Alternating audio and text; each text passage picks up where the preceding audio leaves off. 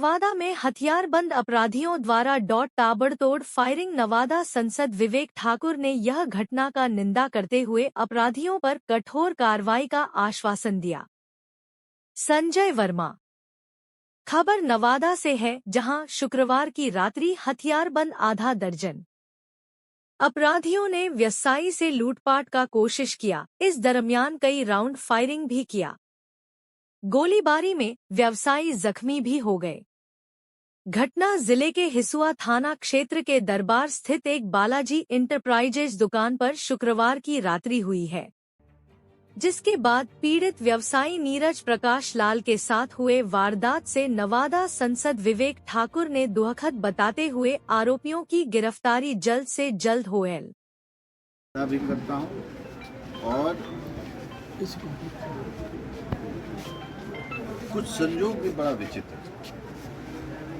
जब जब चुनाव विधानसभा का आता है, एक बिहार में 3-4 महीना पहले ये 3 चुनाव में हम लोगों ने देखा था, एक माहौल का निर्माण इस तरह से हुआ। और अभी आपने देखा कि पटना में जो 2 वाक़या हुआ, जो पारस अस्पताल में हुआ वो क्रिमिनल बनाम क्रिमिनल, लेकिन वारदात को अंजाम देने वाले कौन थे? जो कॉन्ट्रैक्ट किलर थे। झंझट किसी तीसरे से, कॉन्ट्रैक्ट किलर कौन पकड़ा रहा है कलकत्ता में।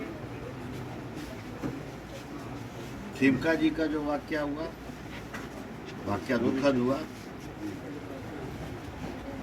जो हत्यारा था जो पकड़ाया, वो भी एक संयोग का जो एक चिंता है उसमें पड़ रहा है।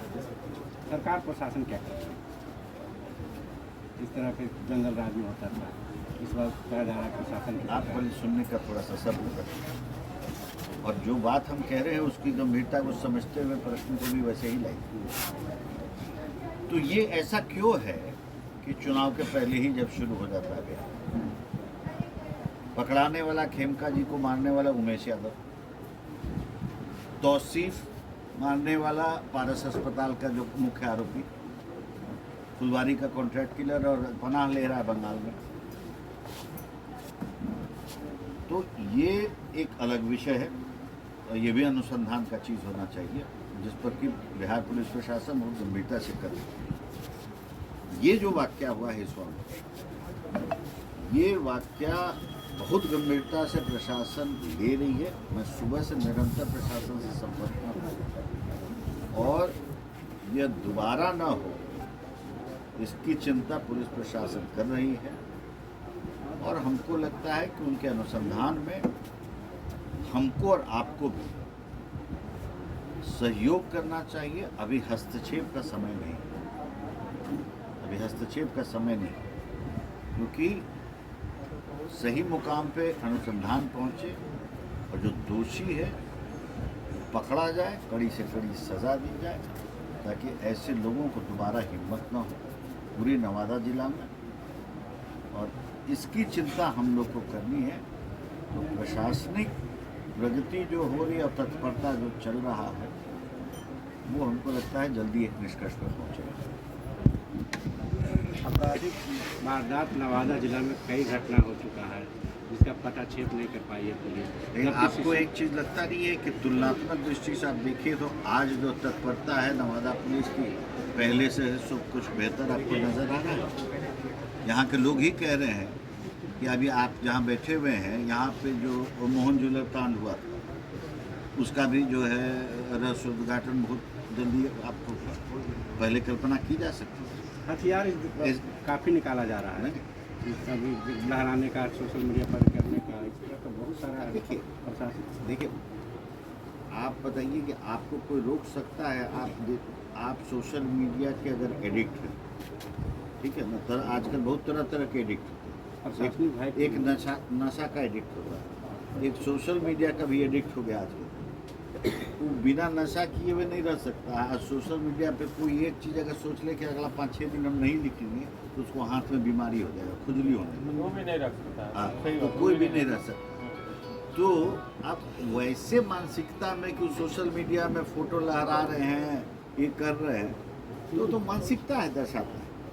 तो मानसिकता अगर दुर्भाग्यपूर्ण है तो उसकी आप भर्त्सना कर सकते हैं, आप सुधार कर सकते हैं। अगर आज साइबर क्राइम नवादा जिला में देश के अव्वल जिलों में से एक आता है, क्या करिएगा आप उसके लिए क्या क्या किए हैं, आप कितना प्रयास करके रोक सकते हैं। माँ बाप भी प्रोत्साहित कर रहे हैं क्योंकि उसका कानून में उनको लगता है कि 2 से 3 महीना में उसको बेल हो जाता है। ये दुर्भाग्यपूर्ण स्थिति जो है, इसकी जिम्मेवारी समाज को भी लेनी पड़ेगी। इससे जो है खाली प्रशासन, पुलिस, डीएम, एसपी इससे नहीं करना पड़ेगा। आप भी दोषी हैं, हम भी दोषी हैं उसके, तो हम उसके तहत क्या पहल कर रहे हैं। बहका हमारा बच्चा, उसको हम प्रोत्साहित भी कर रहे हैं कि कोई बात नहीं 2 महीना में चला आएगा चूजा, लेकिन जो क्षणिक रूप से वो पैसा कमा रहा है वो लोगों को अच्छा लग रहा है। तो इससे दुर्भाग्यपूर्ण स्थिति क्या हो सकती है, ये समाज में गिरावट है।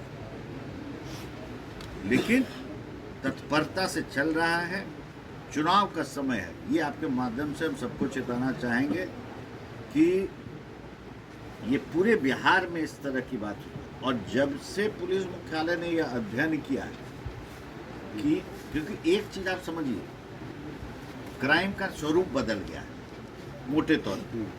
पहले क्या होता था पुराने ज़माने में कि जो आम आदमी था, मजदूर ही काहे नहीं है, वो मजदूरी करके अगर दूर जाना होता था, रात में वो भी नहीं जाता था कि जो हमारा 300 रुपया है कि वो भी हमारा कहीं ले न ले, वो रुक जाता था सुबह कहीं गाड़ी में, तब जाता था उजाला।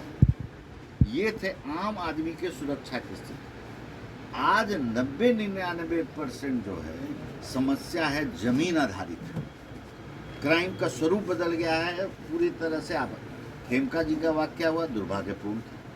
अनुसंधान की ओर चला गया, विवादित जमीनों का है विषय आ गया, 200 कागज निकले, तो स्वरूप बदल गया। लेकिन जो प्रगतिशील बिहार चल रहा है उसमें कोई कमी नहीं।